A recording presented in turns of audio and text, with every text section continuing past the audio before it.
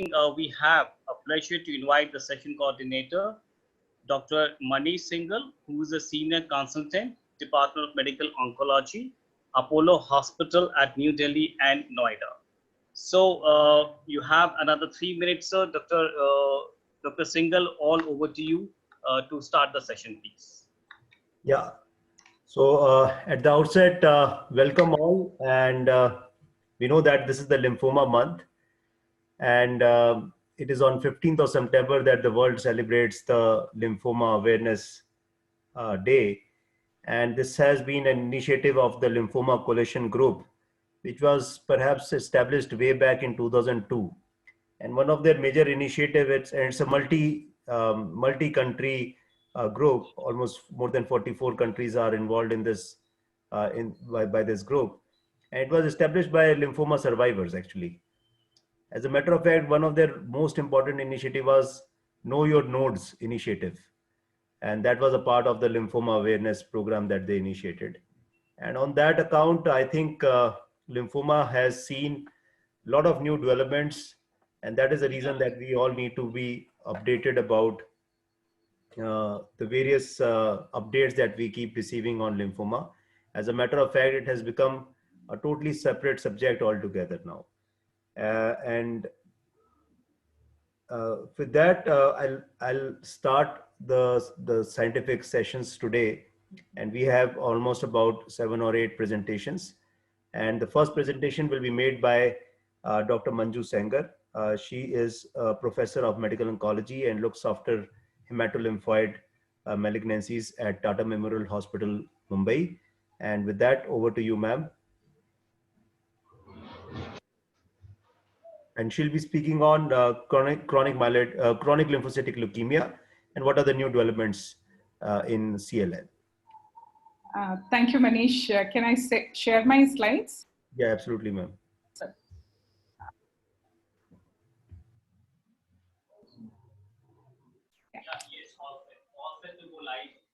You see it? Yes, ma'am. Thank you. So, can we start now? Yes, ma'am, absolutely. Thank you. Thanks, Manish. Thank you, Gemma, and all the organizers for bringing this during the month of what we call as Blood Cancer Awareness Month, and with 15th September being Lymphoma Awareness Day. What I'm going to talk over next 10 minutes or so is using molecular and cytogenetic information to sequence treatment in CLL in 2020. We all know that there is an expansion in the therapeutic armamentarium in CLL as far as this last decade is concerned, with several novel options getting added into the therapeutic armamentarium. Parallelly, there has been a validation of prognostic markers in CLL, and we all know that 17p deletion along with p53 mutation forms the worst subset, followed by the 17p deleted subset, and then the trisomy 12, 11q, and 13q and normal cytogenetics are much better as compared to this. Not only just the cytogenetic parameters, even the IGHV mutations, if you see the IGHV mutational status, those who have mutated IGHV, they do much better as compared to those who do not have IGHV mutational status. And this has been validated again in several studies across last decade. So we need to take into account that we have several options. And on top of that, there are groups which don't behave similarly. They are different prognostically. Another important factor which is taken into account in the CLL management is the host. How fit the host is, whether we can go all out and give all possible combination therapy, whether there are any comorbidities or not. So all these factors decide what should be the treatment in chronic lymphocytic leukemia. So let's see this particular scenario. If you have a fit host with non-17p deleted CLL with IGVH mutated, what options we have? So the options what we hear is the FCR regimen, and there is a data now from both CLL-8 trial and the FCR 300 study from MD Anderson that those who have IGHV mutated, non-17p deleted, fit individuals after FCR, you can see a plateau in their progression-free survival, meaning a practical functional cure in these individuals. Can we improve upon that with the novel agent addition? And this is the trial which compared ibrutinib with rituximab in combination with rituximab as opposed to FCR in this particular subset. And the answer is that if you have an IGVH mutated situation, then in that case, FCR and ibrutinib are almost similar. The advantage is that it comes with the defined duration of therapy as opposed to ibrutinib, which needs to be continued. However, for the unmutated setup, the combination of ibrutinib rituximab does better as compared to FCR. Can we combine all three and make things better? So ibrutinib has been combined with FCG, that's obinutuzumab. And you can see this is an early data presented in ASH 2019, and you can see flat curves as far as PFS and OS is concerned. But yes, it does come with toxicity of neutropenia, much more than what you see otherwise with FC. But at the same time, you can limit the duration of ibrutinib therapy and get remarkably better, and many of them being MRD negative CRs in these patients. So you have options for those who have mutated. FCR probably remains the treatment of choice. Those who have unmutated, you have these options of either changing over to ibrutinib or continuing with IFCG. Let's look at a little different scenario. If you have either unfit person or 17p deletion or unmutated IGVH, what all options we have.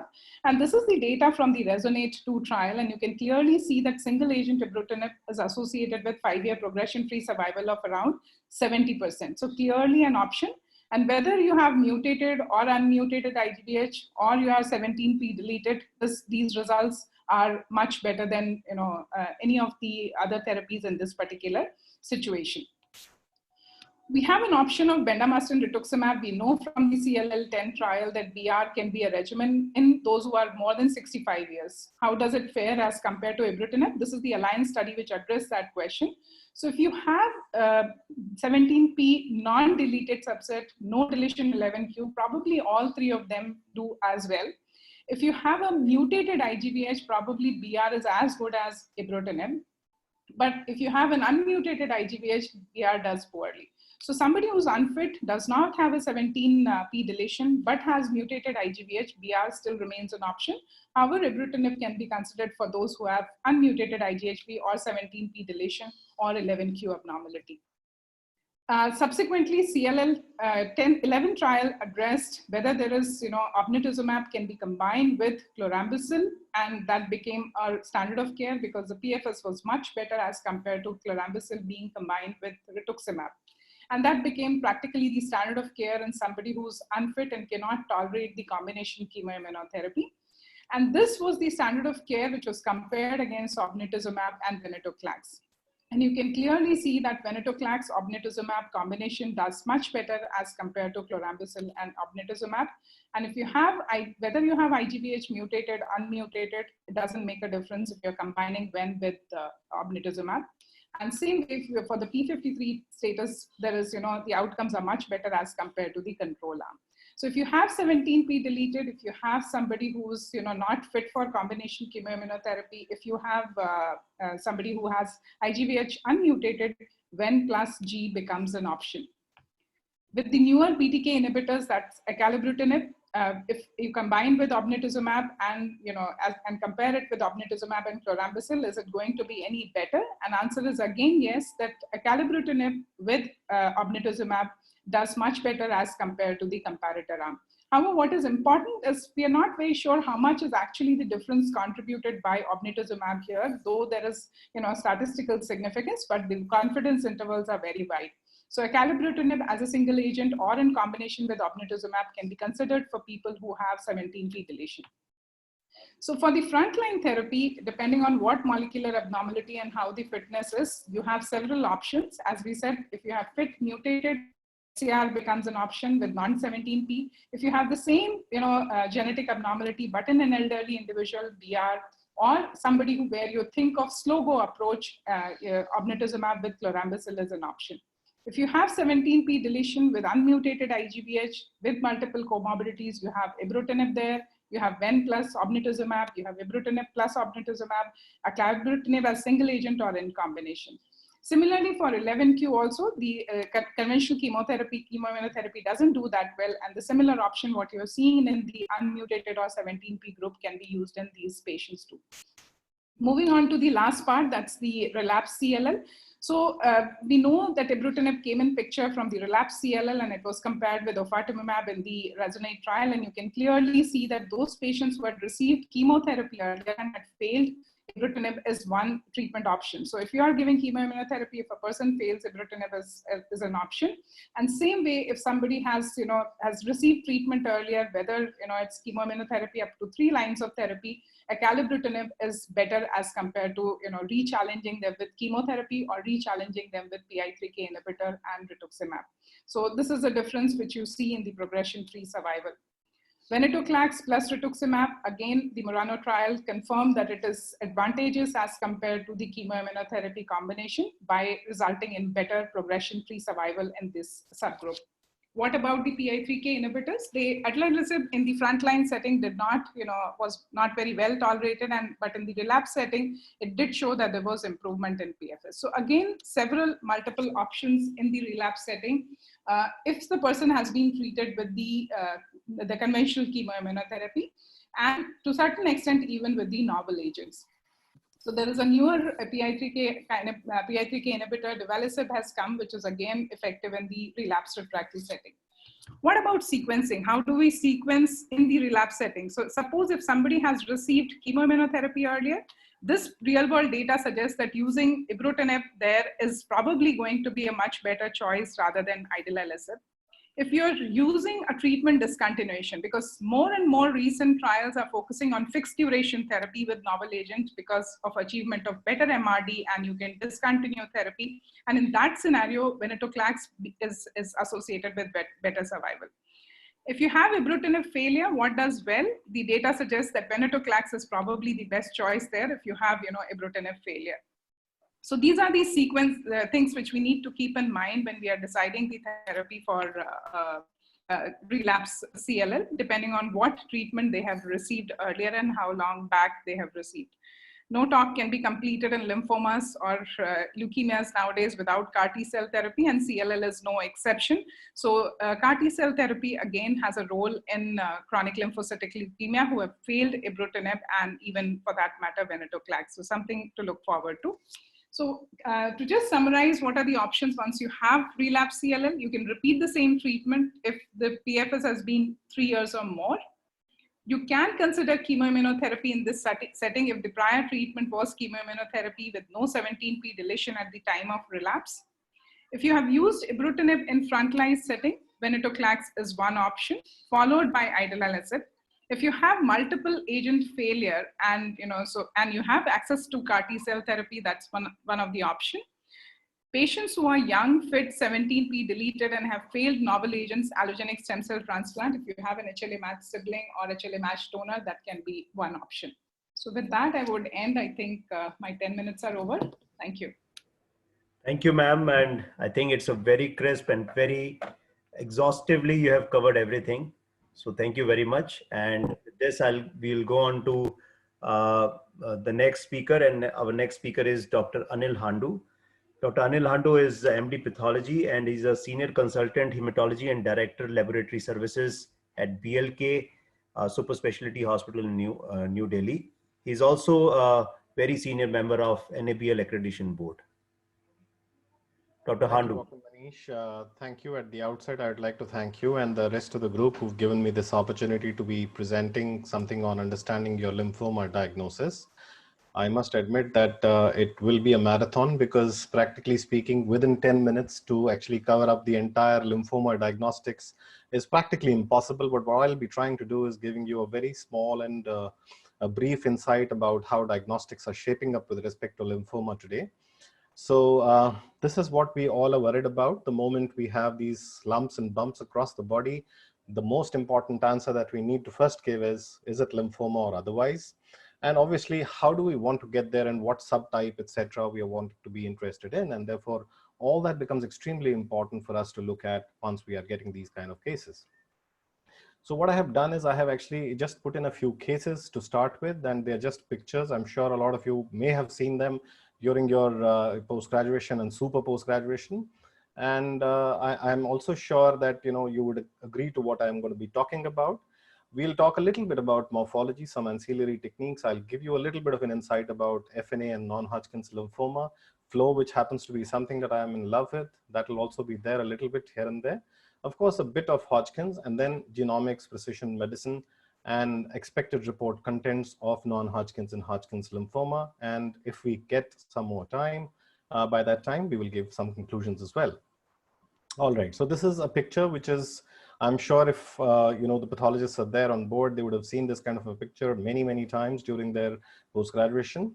And they would have noticed that, when you have this kind of a picture where you have the entire cortex, which is out there with very well preserved, the cortex as well as the medullary spaces, and you have nice, beautiful follicles, the primary and the secondary, you would think of a very clear diagnosis, and that's follicular hyperplasia. And again, no prizes for this when we have these follicles which are very well twined amongst each other, and you have this fat infiltrations of the fat, etc. You know that you're dealing with something which is probably not a normal process, and this is usually what is called a follicular lymphoma. And life becomes very easy when you have cases like these in real life. But real life is also akin with a lot of other cases, something like this, where you have a lymph node which is having a picture more like a benign hyperplasia of the lymph node, but at the same time, you're not very sure. The patient eventually, when you try to do your immunohistochemistry, at times it gives you a diagnosis of it being benign, and that's what it was reported.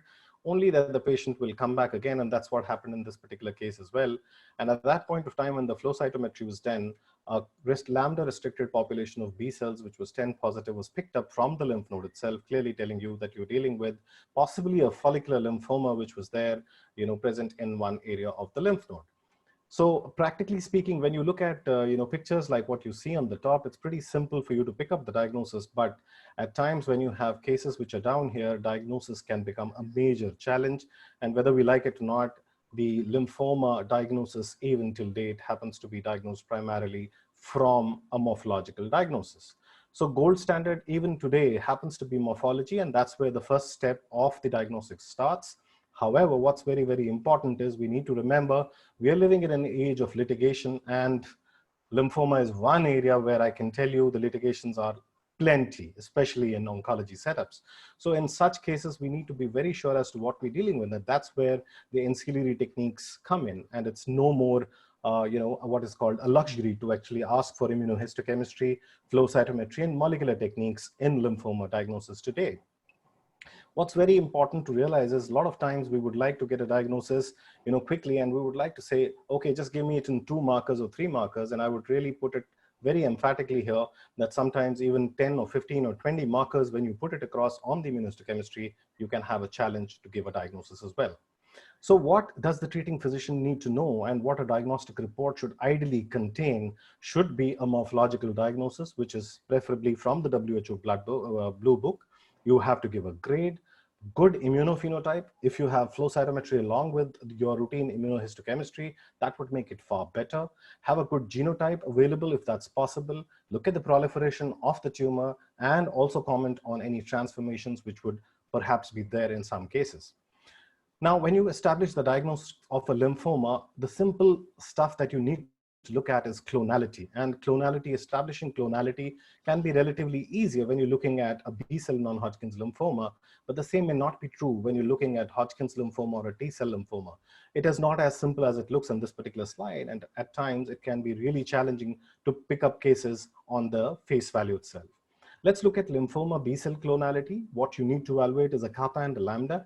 And let me tell you, it is not easy to do a kappa and lambda on an immunohistochemical slide, because immunohistochemistry will stain the background proteins as well. And at times it can be very difficult to decipher whether you're having positivity or not.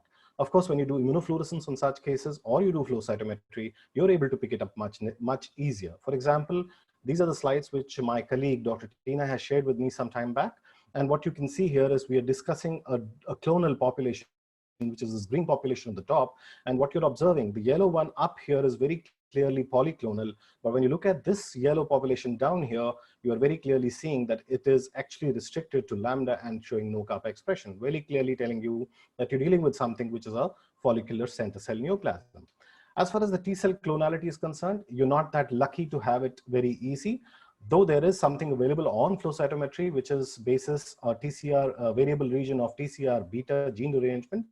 I'll not get into details of that, but again, it's only able to pick it up in about 75% of the cases. We also need to remember that when we do T cell clonality, it does not necessarily need a lymphoma. It could at times be just a proliferation of a clonal cell. Now, when you come to classification of lymphomas, it's important to remember that one, morphology becomes very important in the cornerstone, and therefore it's important for all of us to know that we need to have a good morphological diagnosis available with us.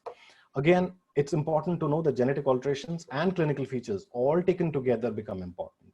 It's also important to know that we look at the S phase fraction. This can also be done on flow cytometry. Of course, a lot of us are aware of the fact that we can do it on the immunohistochemistry by doing Ki-67. The S phase fraction can be done on flow cytometry, where you look at the indolent and aggressive lymphomas based on the S phase fraction itself. I'll not get into details of that.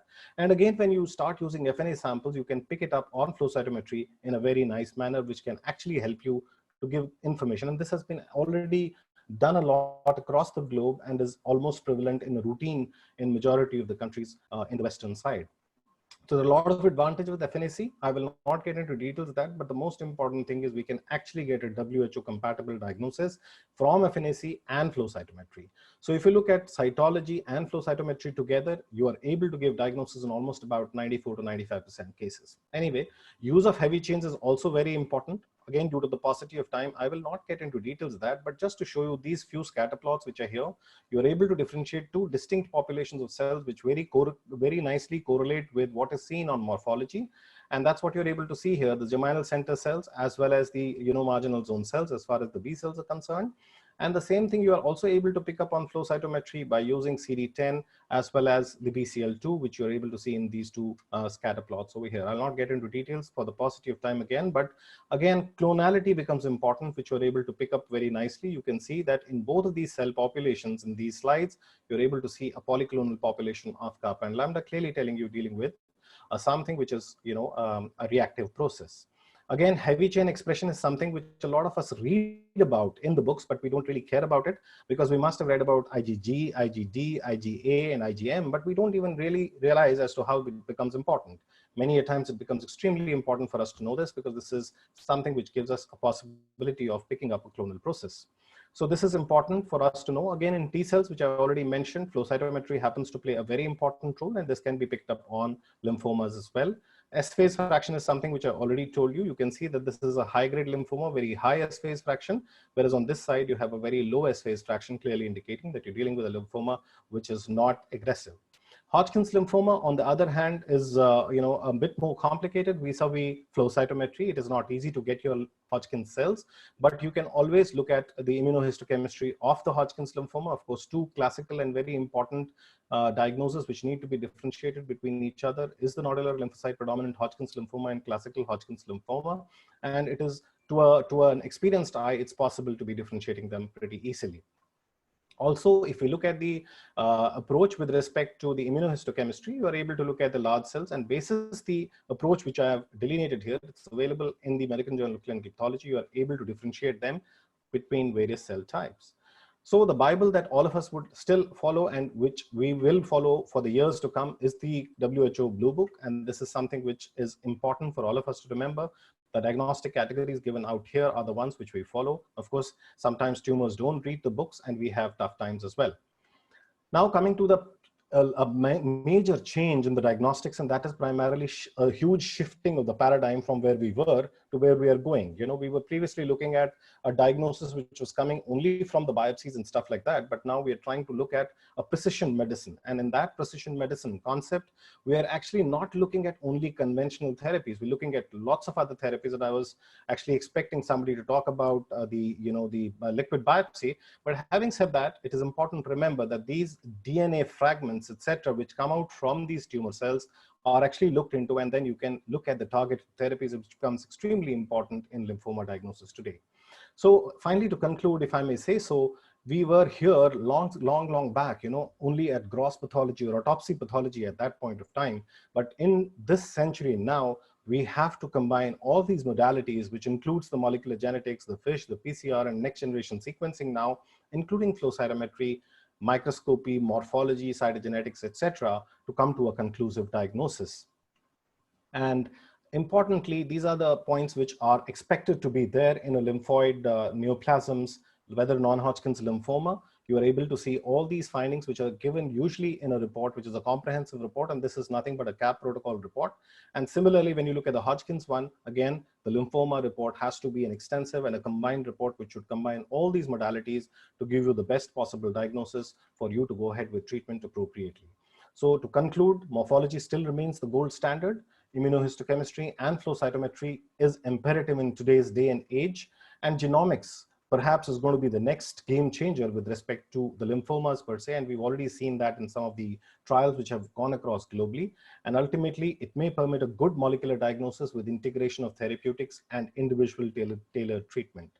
Thank you very much for your kind attention, and all the best for the further deliberations of the meeting.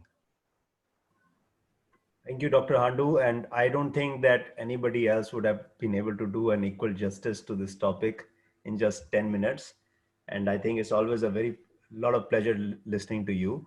And I will request everybody else to post their questions in the chat box, marking the question to everyone, and the answer should be sent to everyone so that everybody can benefit from the answer. And with this, we'll go on to the next topic. And the next topic is if we can actually diagnose a high-grade follicular lymphoma before starting therapy. And for that, I'll invite upon Dr. Dinesh Bhurani, who is Director of Department of Hemato-Oncology and Bone Marrow Transplant at Rajiv Gandhi Cancer Institute and Research Center, New Delhi. Dr. Bhurani.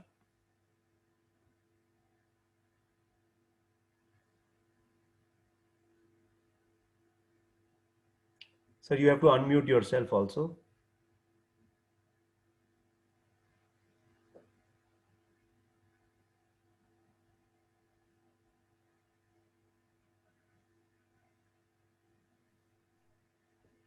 My slides are visible?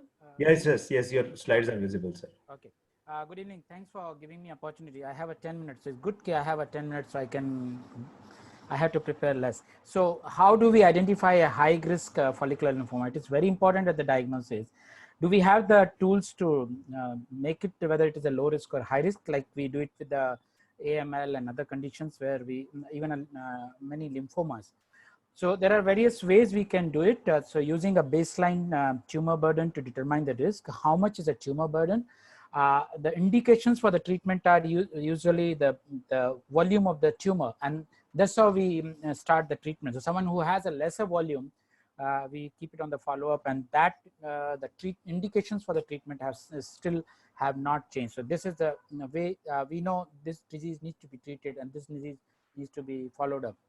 And now we have a tumor burden, the baseline tumor burden by metabolic tumor volume prediction by PET scan. So there are many studies. Probably future will be whether we can not only by the examination, not only by the simple test, will be the PET scan tumor volume burden, and that can help us to determine whether it is a high risk or a low risk follicular lymphoma. Then we come to the using the clinical features to determine the risk in follicular lymphoma that we will be doing. We are doing it for a long back.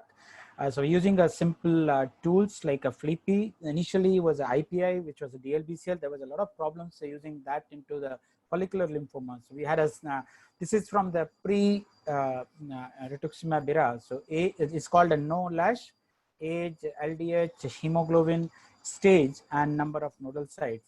And that still is a valid tool to prognosticate follicular lymphoma diagnosis.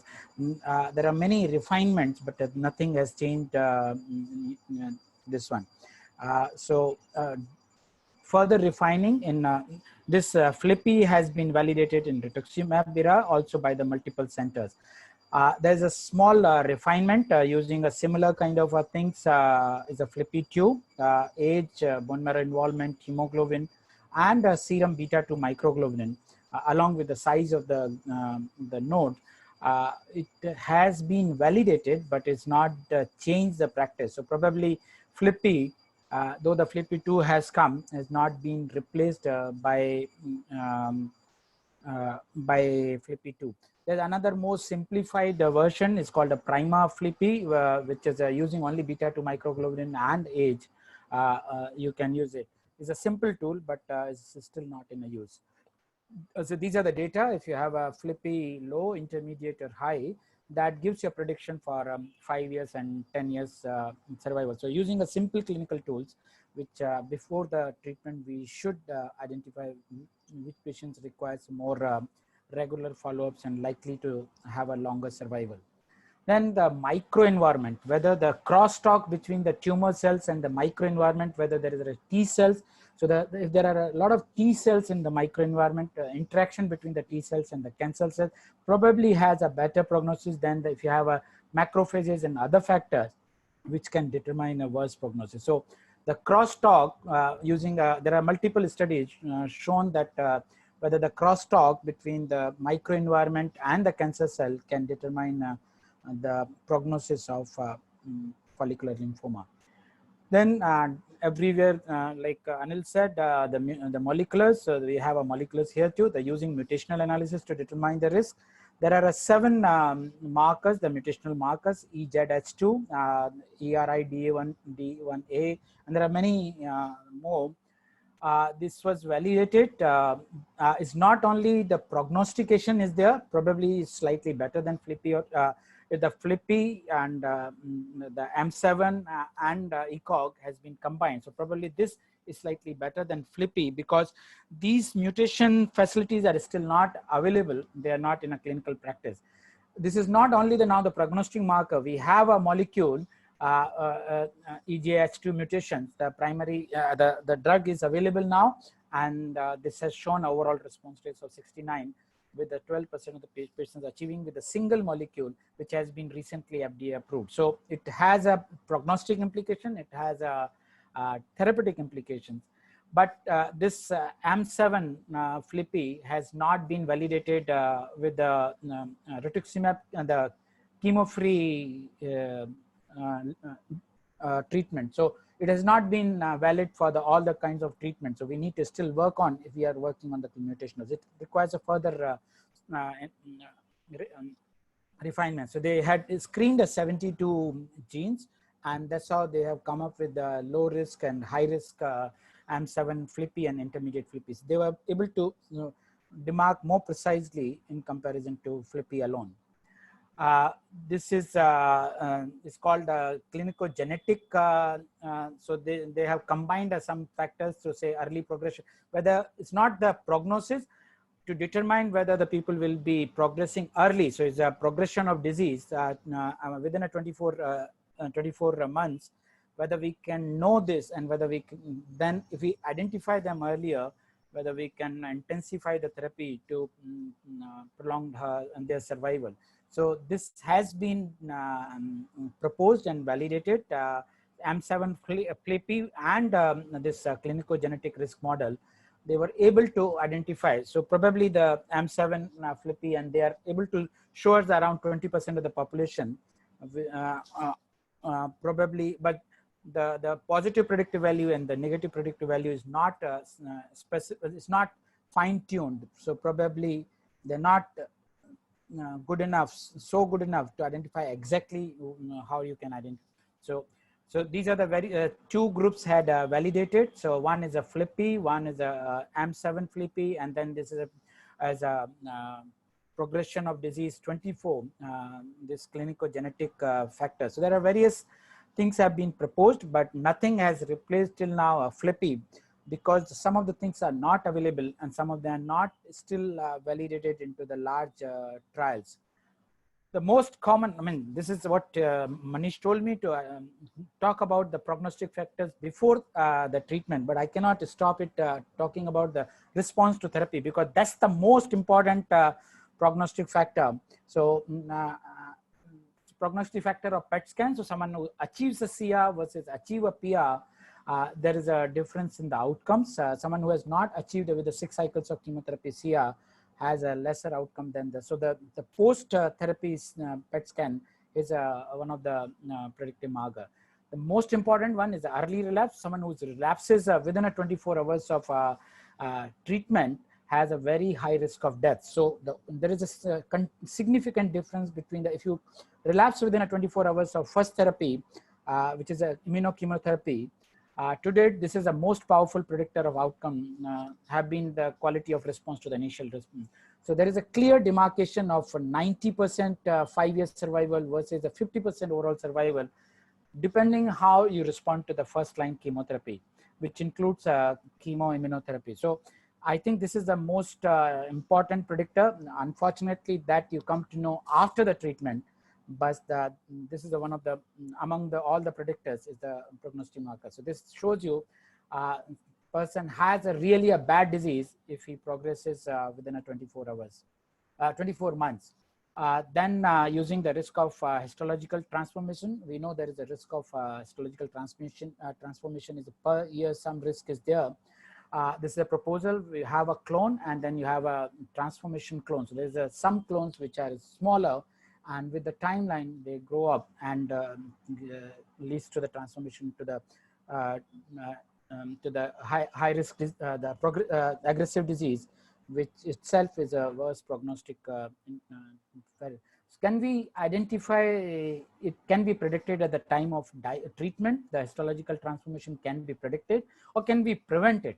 So this was a large review article, and there was a lot of argument has been given, some theories have been given, but so far there's no significant factor which can identify who is going to transform versus who is not going to transform. So there are some factors have been associated with the transformation, but they're not have been validated into the. So fortunately, we have a simple tune flippy, which is still determines the prognosis, but we don't have a fine-tuned markers which can identify a high-risk disease at the diagnosis. Whether we can change the treatment at diagnosis, the high-risk disease should be treated this way and the low-risk disease should be treated this way. Unfortunately, all at the diagnosis, whenever there is an indication for the treatment, have to be treated in the same way unless there is some transformation. So flippy is still most commonly used a prognostic index.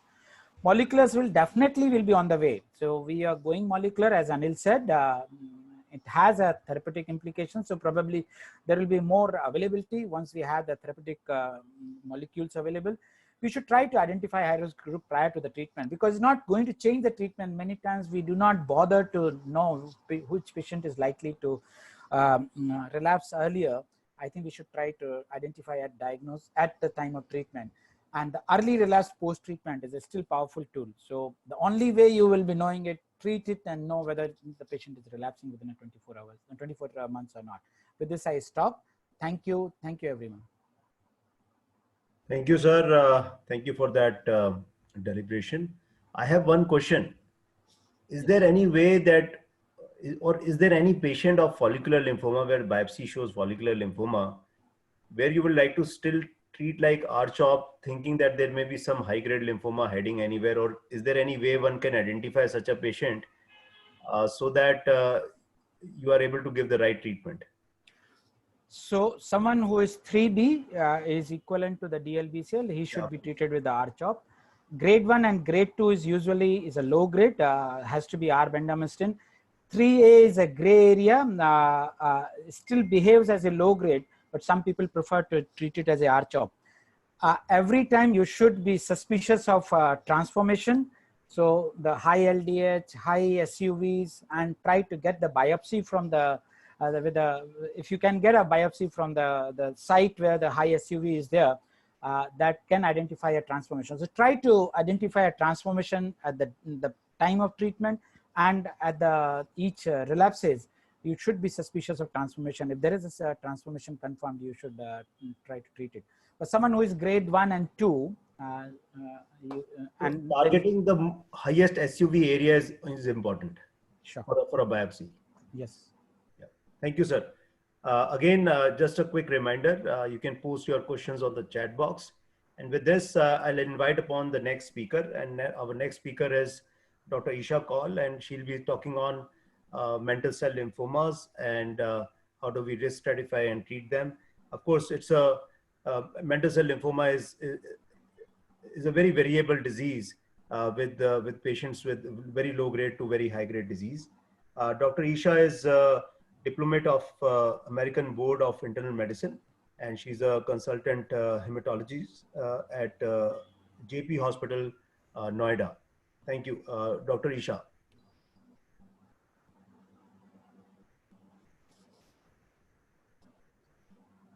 Good evening, everybody, and thank you for inviting me to be part of this wonderful program.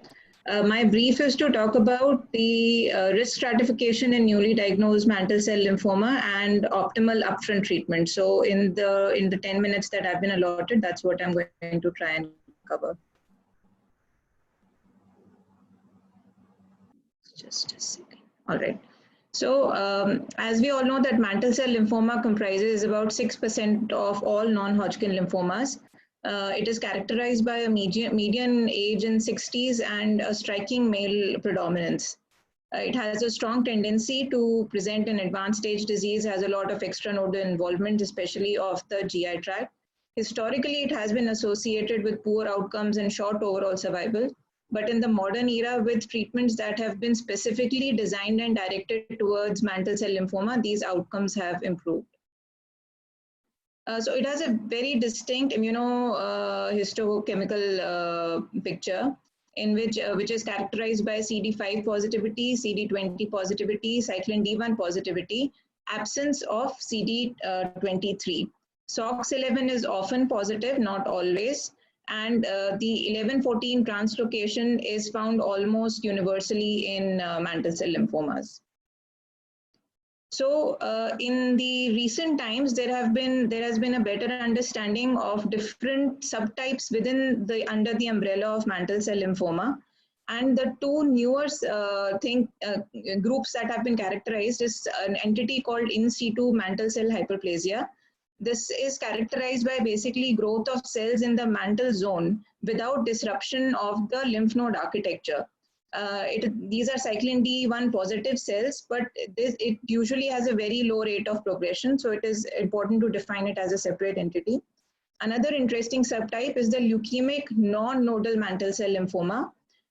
These cells are generally derived from the post-germinal center cell, the cells that comprise this subtype, and they're characterized by a lack of SOX11 expression. And they generally have lymphocytosis and splenomegaly, and lymphadenopathy is mild. It's generally not a marked finding in this subtype. And again, it's important to identify because of its indolent course.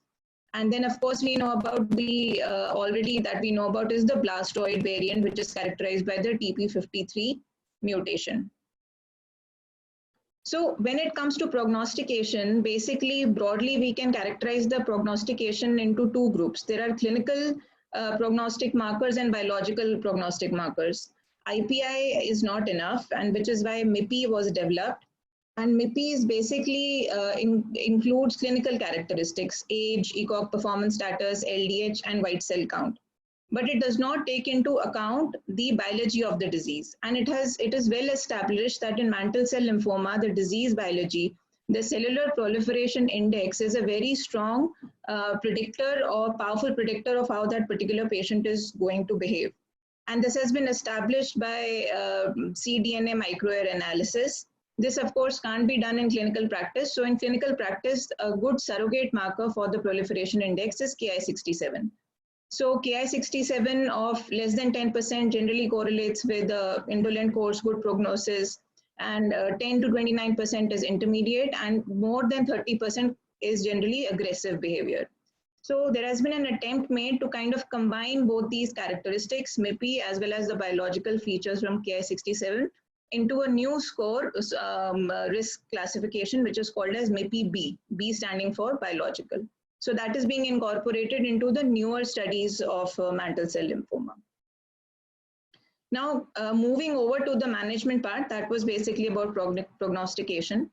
So even though we have this MIPI and MIPI-B and all of these things that we understand about the pathology of the disease, they do not necessarily dictate how we treat a particular patient. The treatment of the patient does have to be personalized, and in addition to the pathology, the age, comorbidities also need to be taken into account. So you will see that most of the studies of mantle cell lymphoma basically, they divide patients into young, fit, and older, unfit category. there is a very small percentage of patients, mostly these the leukemic variant, that have that can probably be observed for a number of years because of their indolent course, but most patients eventually do end up requiring treatment. So in the next section, I'll talk about the management of the young fit patients. So these are essentially the transplant eligible patients. This is the Nordic mantle cell lymphoma trial. This was a phase 2 trial which was conducted between 2000 to 2006. But it's important because this is one trial which gives us the longest follow-up of mantle cell lymphoma treatment in the modern era. So it included young fit patients and the Nordic regimen, which was basically maxi-chop alternating with high-dose cytarabine. It had been identified that cytarabine has a role in mantle cell lymphoma, as has good lymphoma activity in the mantle area, and this was followed by autologous stem cell transplant. So this was basically the treatment scheme, and serial updates have been published, and this was the most recent 15-year follow-up of this study. So I think there are two important take-homes from these results. So there are the good news is that if you look at the overall survival, the median overall survival is about 12 years, 12 to 13 years, and progression-free survival is 8.5 years. So, if you see a young fit patient, you can, counsel them on the basis of the study to say that if they receive an aggressive induction followed by autologous transplant upfront, they do have a survival probability, the median survival in the 10 to 12 year range. The sort of negative thing that, you get from this long follow-up is that there is really no plateau when it comes to progression-free survival. So even after 5 years, 6 years, 8 years, still patients are relapsing. So with such a long follow-up, it does become pretty clear that, despite all of this, even though patients are getting good PFS and good overall survival, they are really not getting cured because there is no real plateau here. So this is another very important study from the European Mantle Cell Lymphoma Group. This is again employs, so the importance of this study is that this is a randomized study. So there is a arm of just R-CHOP, no cytarabine, which is compared to an arm which includes R-CHOP and RDAP being given in alternate cycles. So both arms receive 6 cycles and followed by autologous transplantation. And the transplant also, the conditioning also included cytarabine in the conditioning protocol. So, the results of this study make it amply clear that in the arm that received R-CHOP, RDAP alternatingly, there was a very, distinct improvement in time to treatment failure. 9 years in the RDAP, R-CHOP arm versus 3.9 years in the R-CHOP arm, and a survival benefit also. So this, is important because in a randomized fashion, it has been demonstrated that addition of cytarabine gives you additional advantage over and above just an anthracycline-based chemoimmunotherapy. So this study, this is a French study. I've included this because this is the best study to answer the maintenance question in mantle cell lymphoma. So this study basically had young fit mantle cell lymphoma patients who received 4 cycles of RDAP as induction followed by autologous transplantation. One arm received maintenance rituximab for 3 years and the other arm did not receive any maintenance.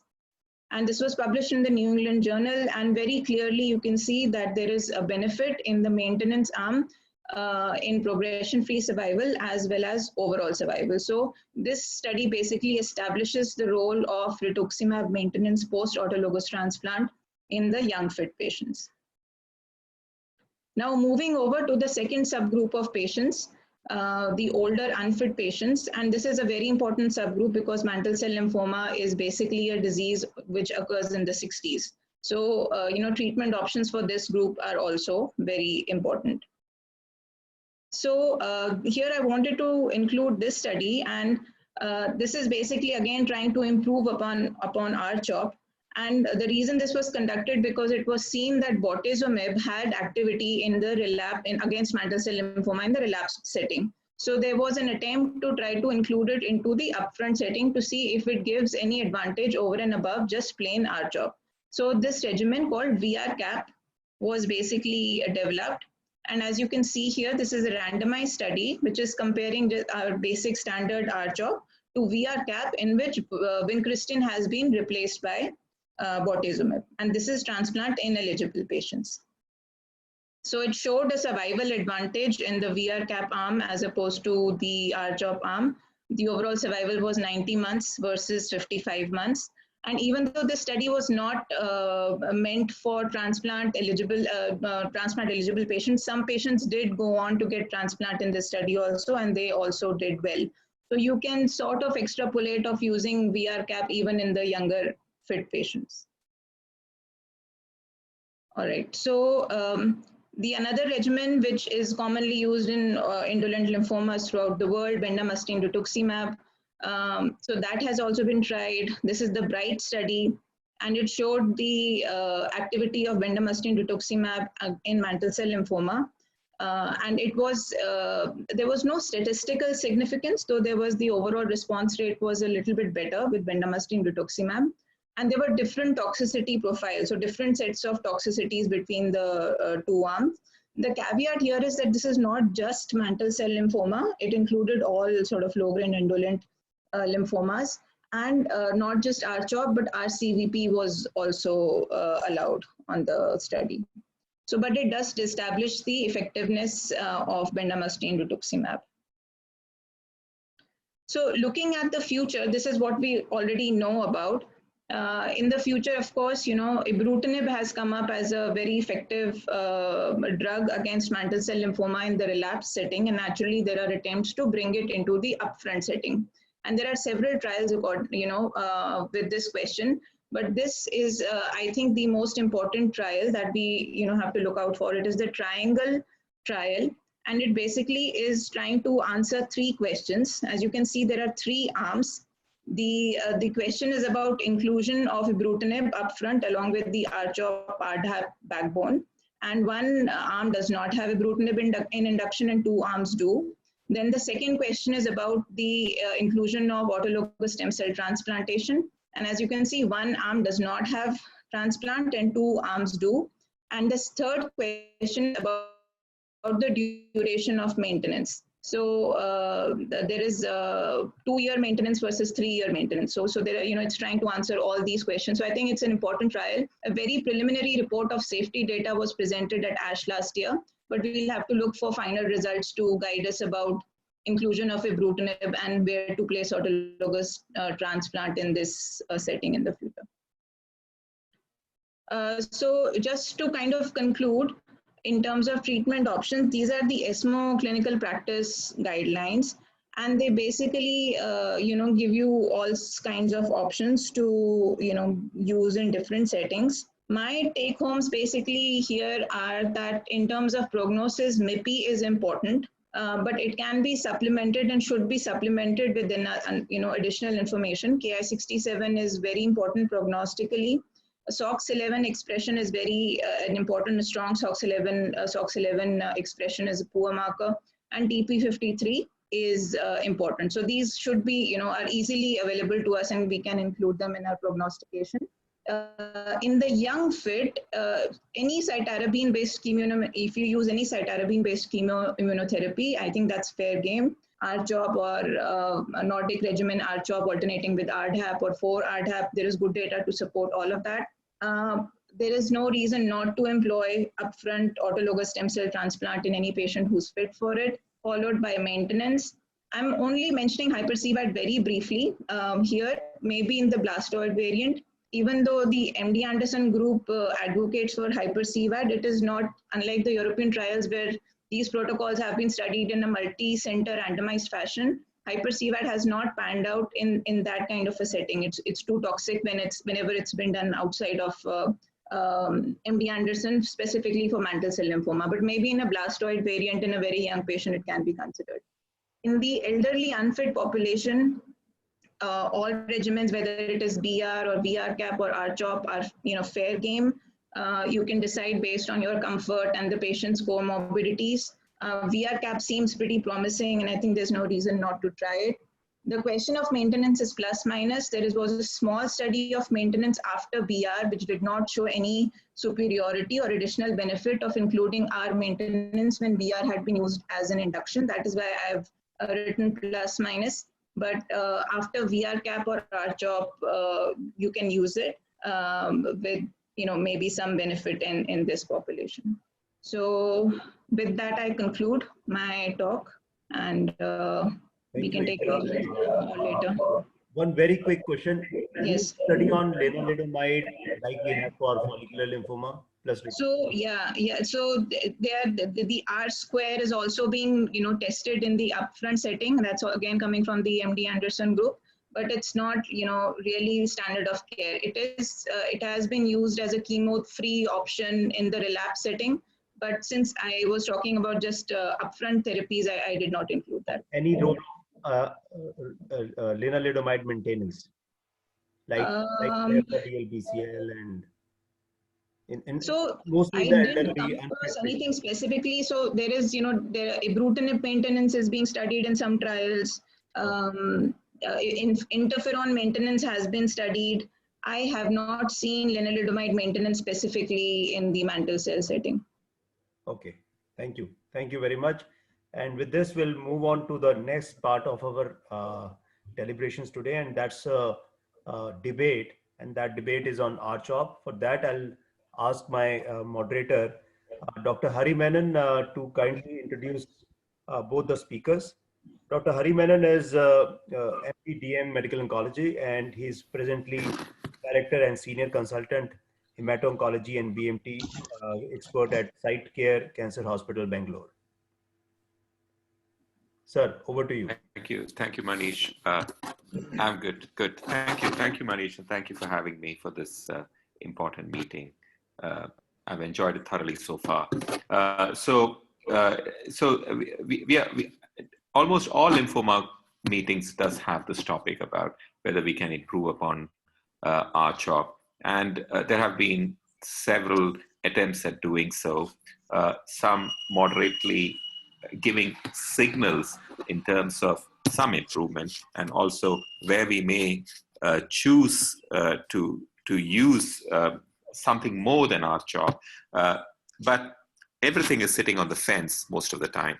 But so we have this debate with us who are going to discuss of both sides of the coin.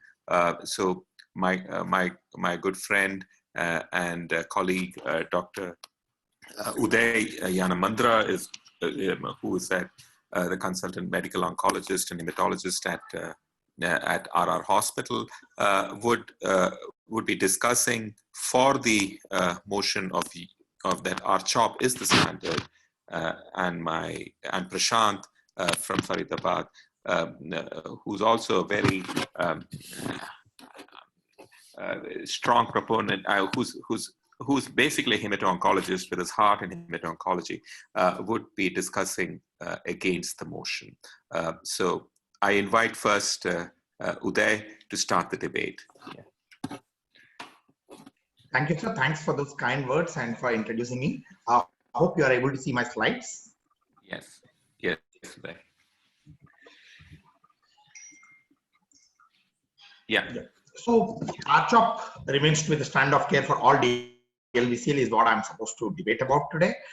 So in life, everything is about quest for change, and change is the only constant thing in life. But at the same time, I would say new doesn't mean better. So what are we debating about today is 18-year-old wife who has stayed with us since 2002 till date, that is RCHOP, versus searching for a new girlfriend whom we really don't know who the girlfriend is. So which Prashant will do for the evening. So the first thing in any scientific forum would be a pyramid of evidence, and as we are aware of this pyramid of evidence, I'll be going about sequentially, starting from RCTs to meta-analysis to the clinical practice guidelines, and then proving my point that RCHOP remains to be the standard of care. So 7 minutes, I'll take 1 minute for each of the subheadings. So the first thing is the various RCTs to compare RCHOP with other regimens. So there was a Goya trial in which obinutuzumab was compared with RCHOP, and as you could see these Kaplan-Meier curves, they were not very distinct. And the p-value was not significant. So there was no difference as far as the PFS and OS is concerned. Similarly, people, the DA-APOC-R, which is the new kid on the block and which most of us would like to give it to our patients who are not doing very well, would be to compare DA-APOC-R with R-CHOP. So the CALGB Alliance 5303 trial tried to compare both of them. And as you could see that the PFS and the OS was not statistically significant in both these groups in this particular patients of DLBCL, even at 5 years. The second thing that anybody would like to do is, if I can't change the regimen, let's add something more to it. So in an Indian mentality, spice it up with something. So people across the world tried to do that. So first they added ibrutinib to the R-CHOP and tried to see it, does it really benefit. So in the intention to treat analysis, there was no difference between ibrutinib plus R-CHOP versus placebo. Then they said, let's do a subset analysis and then look for ABC variety of the DLBCL. And again, they didn't find any difference between ibrutinib versus placebo plus R-CHOP. The OS was not different between both the groups. People tried to add len, so R square CHOP versus R-CHOP. Though here the graphs are slightly wide apart, but there are things which needs to be understood. First of all, this is a log PFS and it's not a median PFS. And second, this is the probability of PFS and not the actual PFS. And thirdly, if you look at the confidence interval, it crosses numeric 1. So 0.63 to 1.14 and the p-value is not significant. Considering all these things, the R square CHOP versus R-CHOP, it really didn't meet the primary outcome. Then people try to add bortezomib to the R-CHOP. Again, intention to treat, no difference. Then they look for GCB variety, no difference. ABC variety, further no difference. And then they did only for those patients whom they could follow up in an unclassified group, which is not intention to treat, and there was no difference. Now, after the RCTs, the next thing would be to look for a clinical practice guidelines. And across the world, the most important guidelines that we all follow is NCCN. So this is as latest as around 10 days back, the updated ones. And if you could see, R-CHOP remains to be the choice across stage 1 and stage 2, both in bulky and non-bulky. And also in stage 3 and stage 4, R-CHOP remains to be the primary first-line therapy as on date. Now, next thing is something new which has occurred in 2015 in NCCN, wherein they started adding the NCCN blocks. So rather than just previously what we used to say as grade 2B, grade 2C, 1B, 1C. So now they have 5 categories for E, S, Q, C, and A, and 1, 2, 3, 4, 5. And depending upon the amount of blue color, 5 is the best and 1 is the worst in any given group. So this is how it appears like for the various components of these blocks. But to keep the thing simple, the more the blue is, the better is the regimen. The less the blue in these blocks is not good. So if you look at the evidence blocks for the first line therapy as far as stage 1 and 2 disease, everything on the top remains to be R-CHOP and combination plus minus radiotherapy, both in non-bulky and bulky. Even in patients who are very frail or patients more than 80 years of age, R-CHOP remains to be the choice. Whereas in stage 3 and 4, again, based on the data, R-CHOP remains to be the drug of choice or the regimen of choice. Now, the fifth thing, people argue that the cell of origin or the molecular typing might try to change the outcomes if we use anything but for R-CHOP. Again, as we understand that it's a heterogeneous disorder with 2 varieties and they differ both in translocations, MYC translocation, MYC amplification, BCL2 translocation and amplifications. So if we look at the total number of the DLBCLs, GCB and ABC variety, 40% are GCB and 60% are ABC variety. And if we look at it, the double hit part is a very small component of it, only around 4%, and double expressor another 20 to 30%. Now these are the subgroups where there is slight variance as far as the thought process is concerned, but I will try to throw some light on this as well. In the GCB variety, people tried to look at DA-APOC-R versus R-CHOP. There was no difference in OS and PFS. People tried to look for R-CEOP versus R-CHOP. Again, there was no difference. Whereas in the non-GCB variety, where people argue that something other than R-CHOP would work, so R-ACVBP is the name to fame therapy as far as the non-GCB type is concerned, because in a trial, in a single trial, they have shown that it had a superior EFS and OS. But the problems are, it's a highly selected group of young patients and it had increased hematological and non-hematological toxicity. And these results were never replicated in any other trial but for this single trial.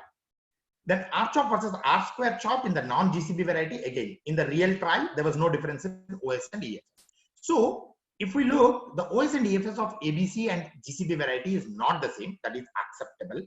ABC has inferior OS irrespective of type of therapy.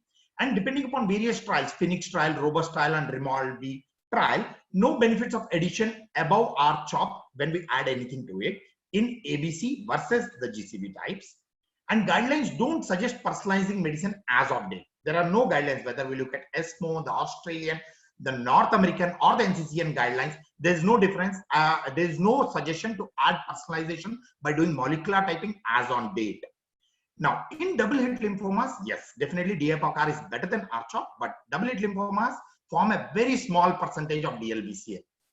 Now, there are special scenarios, again, when the people argue that elderly patients. So I've shown some data about the SEER database, SMART R-CHOP therapy phase 2 study, and R-mini-CHOP. In all these things, it's been shown that R-CHOP is equally better even in elderly patients. Elderly defined as more than 60, and very elderly, even in more than 80, R-mini-CHOP is better than any other therapies. When we look at cardiac disease, yes, there are no RCTs to give clear-cut answers. Most of them are actually prospective trial data, wherein R-GCVP or CEPP have been shown to be slightly better than R-CHOP. But again, now there's a study from Mayo which showed that if we look at all DLBCL patients, there are only 6% of the patients have a poor LV function. So do we need to really think about 6% out of 100 patients that we are treating of DLBCL? We need to look into it. Yes, doing a 2D echo in the beginning is okay, but trying to modify every patient's therapy or look for anything other than R-CHOP just for this 6% doesn't really matter on ground. Now, for the special categories, even if you look at in this evidence blocks, R-CHOP does really very well. Now, people also talk of AIDS-related DLBCL and they say that it's better to give anything but for R-CHOP, but CD4 more than 50, R-CHOP remains to be the choice. CD4 less than 50, CHOP, avoid R. In other groups, that is high proliferation, non-GCB, DHL, DEL, or high IPI, DAPOCR is a good option. But remember that it only forms around 0.1 to 0.6% of all DLBCL. So my interpretation at the end of all these things would be, do you want a better therapy than R-CHOP? Yes, I would definitely want it. Yes, the research is on the right track as far as the novel drug development and molecular characterization of characterizing them into ABC variety and GCB based on the cell of origin. What's the future? Yes, I agree that it's personalized therapy, but is personalized therapy to modify induction a reality as on date? No. So what is the current standard of care for almost all DLBCL? Remains to be R-CHOP. Now, the last thing is boss is always right. And here boss is not Dr. Prashant. Sorry, Prashant. It's not you, but it's Dr. Rahul Bhargav, who is one of the person who is among the panelists. So if boss is always right, and if in doubt, refer to rule number 1. Now, here I am going to show you that an article published by both Dr. Prashant and Dr. Rahul Bhargav together, they themselves have written in this paragraph that none of these things found a survival advantage of any of these strategies when tested without regard to specific molecular alterations, except a subset analysis of Phoenix in patient aged less than 60 years. Therefore, they themselves are committed in their editorial commentary that R-CHOP remains to be the standard of care. And anything but for that, trying to do personalization may alter the treatment landscape in the future, but not as of now. So now the whole question remains to be, does Dr. Prashant believe in preaching what he writes? So let's listen to him. And also, Prashant, you need to prove that searching a new girlfriend is better than an old married wife.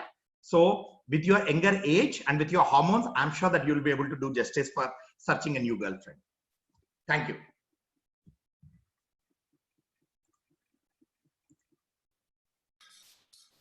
Thank you. Thank you. And I invite now Prashant to make case of against R-CHOP.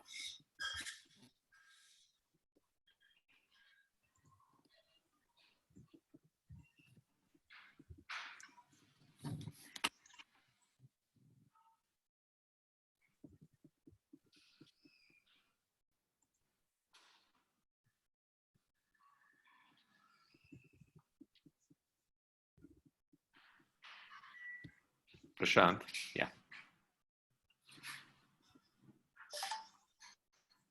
Prashant, we can't hear you.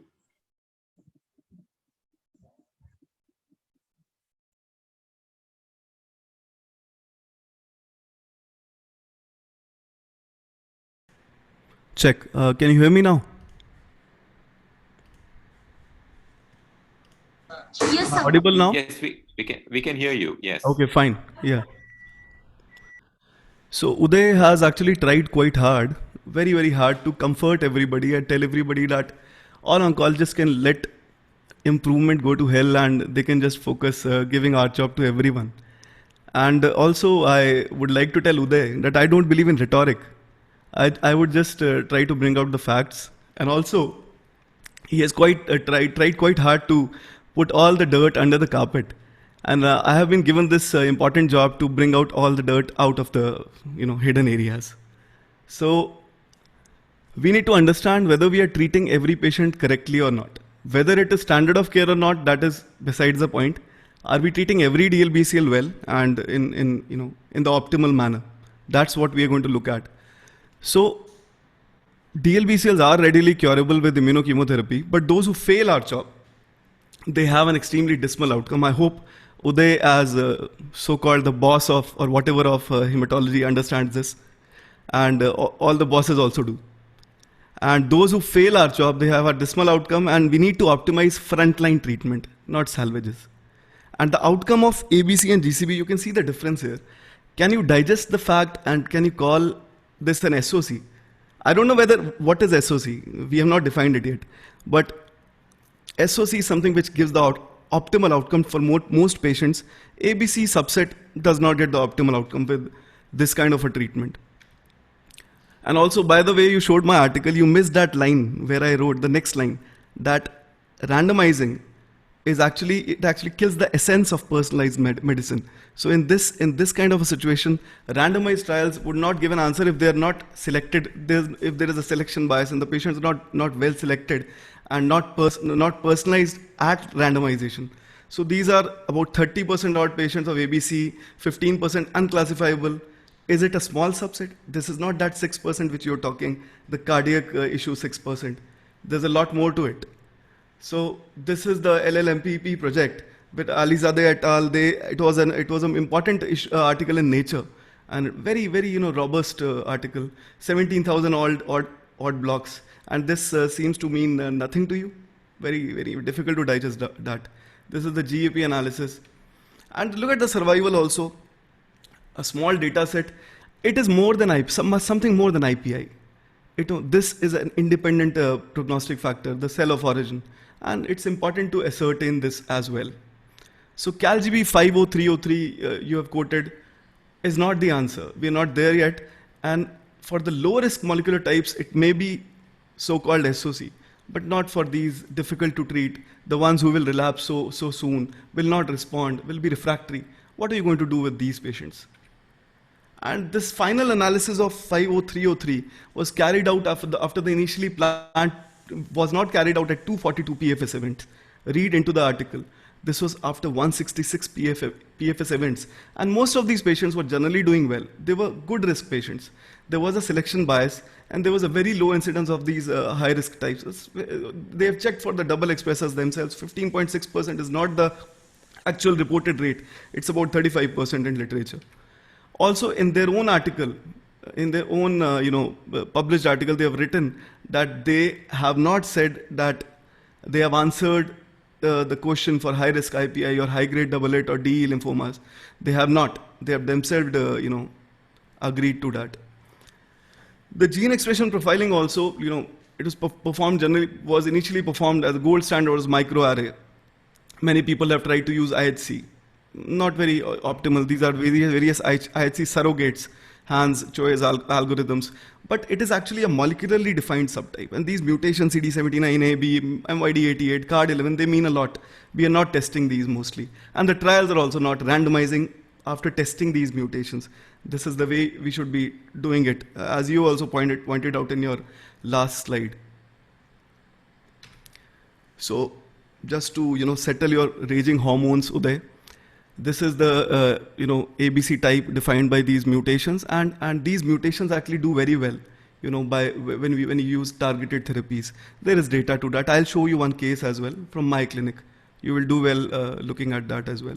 So survival, look at the survival when you're using various methodologies to test for various subtypes. Hans algorithm, the p-value 0.06, 0.12 doesn't work. doesn't separate the Kaplan-Meier's, no significant difference. You have to use better methods. There's a nanostring assay, LIMP2CX. We are not mostly using this. And the gene expression profiling, the p-value is very significant. The Kaplan-Meier's spread out. These are the studies which you quoted.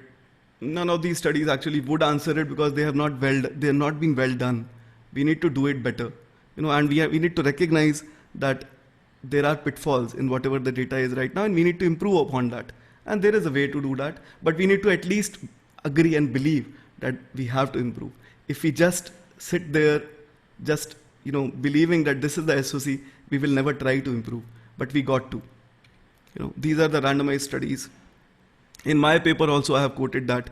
The pitfalls of 50303 I have already told you and told everyone. Robust did not prove a thing. But it was not a personalized kind of a randomized study. The randomization was not precise, and remodel B, same problems with all these studies. Phoenix did report that the younger subset did benefit, and I'll show you the benefit there. Most of these studies are also not powered enough. That's also something which we need to look at. They did not find the advantages because specific molecular alterations were never addressed. The subset analysis of Phoenix less than 60, it did show a OS and a PFS advantage, but I'm not saying that IR-CHOP or DIPOC is a standard of care, but I'm saying that R-CHOP is not always the standard of care. And that's what we are here to debate. And I'm not dogmatic about it. Look at the BTK pathway inhibition in DLBCL. This is an important case. I'll show you. I have many more cases. You're free to discuss whenever you want to with me personally. This is the study where some mutations actually responded well to ibrutinib, and these were some MYD88 mutations. The response rate was, all the numbers are very small, so I'm not dwelling too much into this data, but I'll show you one case from my clinic. This was a DLBCL, an ABC type. R-CHOP into 6 IFRT was doing okay, but post-treatment was doing fine. But the TFI was less than 6 months, relapsed, and then got 3 RIs. This was at another center before he presented to me. Achieved CR again, but awaiting an auto, he again relapsed, rebiopsied, ABC again, RGTP given, no response, And then again he was rebiopsy. He came to me, and we decided that we will do a molecular workup for this patient. We did one. We did Foundation 1 heme panel, and this is what we found. We found a CD79BY196N mutation, and this is where we thought we can personalize. Look at him. He got R-CHOP upfront. Did not do well. But this is just one case. But let's see what happened later. So CD79B mutation was there. We knew that from that Wilson and Start study that ibrutinib single agent could also work. We did that. We gave, and we got a CR here. We did not use any salvage chemotherapy. So just single agent ibrutinib. He achieved a CR. He had a matching sibling, so we transplanted him, allo transplanted, and now he is still in CR 4 years post allo, doing very well. And this is my article. That line you missed, that we are not randomizing properly. Please read in depth, and you will find that line written there. So we need to watch out for molecular jackpots in DLBCL. Our randomization needs to be precise, but it's very difficult to do. It's a very heterogeneous population. DLBCL is very heterogeneous disease. We need to do much better. It's very difficult to do, I agree. But there will be a point in time where we'll do it. I don't know whether that will happen in our lifetime, because DLBCL is going to be a problem, a long-lasting problem. It's shown that it is going to be a long-lasting problem. We're not going to get answers very soon, but we need to try, make that effort. We need to have this personalized randomization done. And still, I would still say that there is no SOC for everyone. The high-risk types, they need to be managed better. We need to make an effort. What is the SOC? We will know. But thank you for now. Thank you. Thank you. Thank you, Prashant. So do I have do I call back Uday to? I think, sir, we are running short of time, so. Okay. So in that case, I would not even use my my slides, which I had a few of them I had prepared for this lecture. So I'll just go ahead and just give my comments. We know that 60% of all DLBL, irrespective of whether they are an ABC or a GCB subtype, are likely to do well with R-CHOP regimen. And we are not bothered about these patients, and there's nothing more that we need to do about these patients. But the remaining 25-30% odd patients are the people who who need to be identified, and that is where we need to put our efforts. And there has been a great deal of understanding of the biology of the disease, which segregates these DLBLs into high-risk group and those who are not the high-risk group. So, and that is why all these attempts have been made.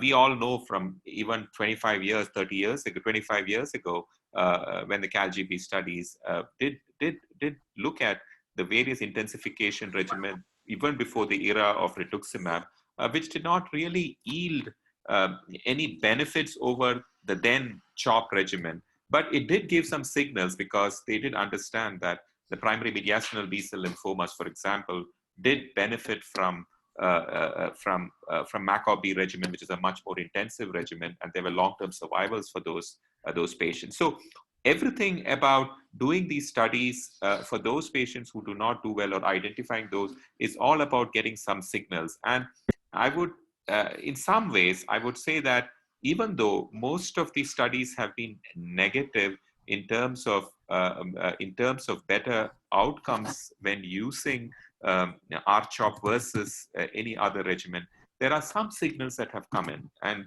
probably allowing us to improve a treatment for those subsets. So, looking at, looking at the cell of origin subtypes, we all have realized that the ABC subtype has got some way in which we can actually improve outcomes, or at least targeting some signals. But unfortunately, those do not come into showing a success, whether it was using bendamustine, whether it was using bortezomib, or whether it was using lenalidomide, or for that matter, ibrutinib, or even for that matter, enzastaurin in these patients. So, but at the same time, we do see that while it's not good to look at retrospective subset analysis, as I said, there is always a signal that comes up. So we have to take those signals and work upon it a little further. So if you look at the Phoenix study, we know that the intent to treat analysis did not reach its endpoints, and there was no benefit for adding ibrutinib to the regimen. But at the same time, we did have some sort of benefit for patients below the age of 60. And when you look at, and it's not a small number, it is a substantial number. There were almost 400 odd patients, 450 odd patients in each arm of that study. And while we clearly it demonstrated that it is not something that can be used for patients above the age of 60, simply because the standard regimen of R-CHOP also could not be completed in these patients. So again, selecting out the patients who we may want to use to improve. But again, one must understand that these were all based on gene expression profiling using nanostring, and it was not based on the Hans algorithm, which we all use in clinical practice. Thirdly, whether we can improve upon the outcomes in identifying select subgroups of patients, well, then in those patients is something, whether we need to give that much of R-CHOP for patients, can we come down? And that is being clearly shown in 3 different studies for limited stage diffuse large B-cell lymphoma, wherein the British Columbia study, based on a PET scan based approach, demonstrated that giving 4 cycles of R-CHOP is probably good enough for those patients who achieve a complete metabolic response of those patients. And we also know that we can do away with radiotherapy in patients from the FLIER study, which just gave 4 cycles plus 2 cycles of rituximab with equivalent results, and compared it to the standard R-CHOP regimen. And we also know that certain extramedullary sites, especially testicular lymphomas, benefit from high-dose methotrexate based regimen, and we need to implement those to take care of the CNS lymphomas have to be treated differently. R-CHOP is not sufficient over there.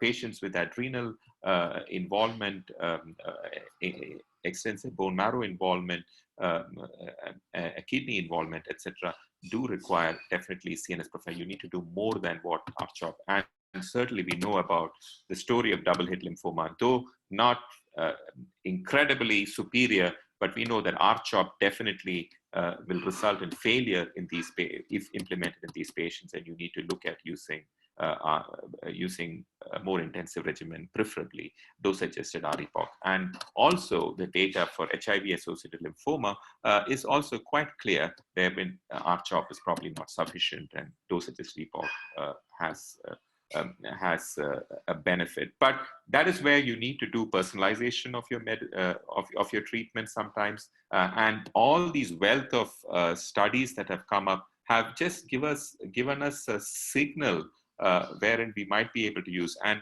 both the lenalidomide-based regimen, the ROBUST study was a large study.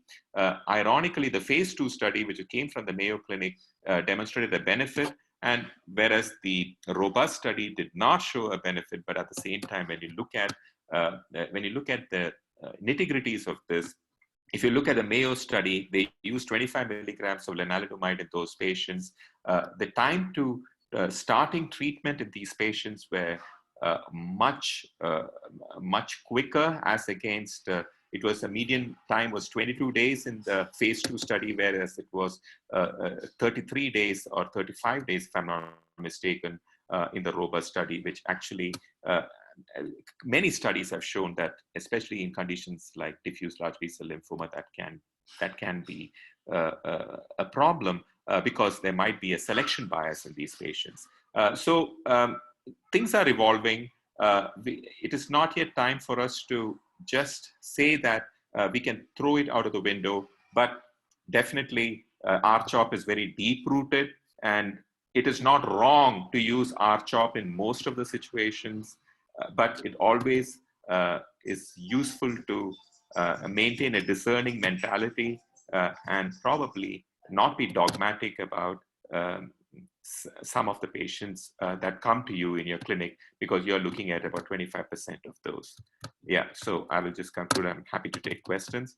And Uday and Prashant, thank you for your wonderful talks and addressing these issues. Yes. Sir, thank you for your comments. And with this, I think we'll never have one very clear answer. So far, I think the standard of care, sadly, is still R-CHOP, but there's a lot of things that needs to be improved. And I think Dr. Prashant has really touched upon that. And I think the other speaker also touched upon that. With this, we'll come to the last part of our today's deliberations. And with this, we have Dr. Ganesh Jeshwar, who is a consultant hematologist and hemato-oncologist and bone marrow transplant physician at Yashoda Hospital, Hyderabad. And we know that immunotherapy is almost everywhere, and so it is in lymphoma as well. And he'll be dwelling on immunotherapy in lymphomas. Dr. Ganesh.